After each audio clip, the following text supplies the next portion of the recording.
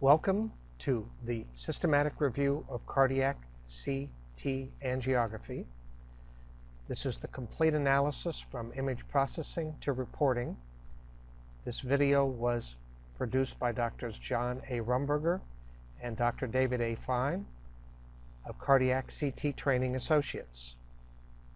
This is Module 1, which will discuss case presentation and procedure, imaging tools used for analysis of cardiac CTA, and systematic review of non-coronary cardiovascular structures. This case is AR, a 46-year-old man with atypical chest pain. He had a stressed nuclear examination performed, which resulted in equivocal results, demonstrating inferior wall ischemia versus diaphragmatic attenuation. He has a family history of coronary disease and has a slightly elevated total cholesterol. He was referred for cardiac CT angiography. The procedure involved 50 milligrams oral of metoprolol at approximately 10 p.m. the night before the procedure, and 50 milligrams oral at about 8 a.m., approximately 1 hour prior to the scheduled examination. At the time of initial evaluation, his heart rate was found to be adequate at 59 beats per minute. A 20-gauge angiocath was placed in an antecubital vein, electrocardiographic leads were placed, and the procedure was explained. Standard coronary artery calcium scoring was done using non-contrast CT. His Agatston calcium score was 75.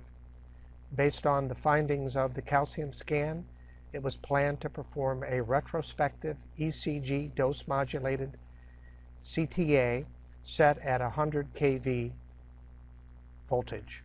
A 64-slice multi-detector CT was performed with a total of 80 cc's of contrast administration, followed by a 50 cc saline flush. There were no complications. The patient was observed for about 15 minutes and then discharged to home.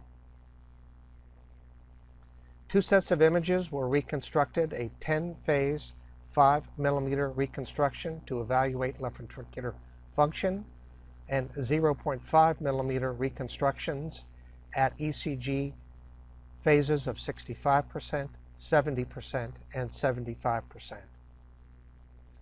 Shown here are the examples of the various types of image reconstruction analysis tools that are available for review, including volume rendering, maximum intensity projection, multiplanar reformations, and curve multiplanar reformation examinations. All of these should be considered as tools for analysis of the images. Shown here is a represented gross overview of the study quality. This is a right lateral projection demonstrating the sternum, a portion of the right coronary, the heart, and the spine. This examination was found to be free of breathing and cardiac motion artifacts. Next, we begin with a systematic review of the non-coronary structures, beginning at the base of the heart and proceeding in a variety of thin section maximum intensity projections to the apex. Shown here at the base of the heart is the ascending aorta and the thoracic aorta, of which are both of normal size. Next level down, we demonstrate the left atrial appendage, which is free of thrombus, and a portion of the left anterior pulmonary vein. Next section down shows the aortic root and an estimation of the left atrial size, which is found to be within the normal range. Next demonstrates an area of the pulmonary veins, the right anterior, right posterior, and finally the fourth pulmonary vein, the left posterior.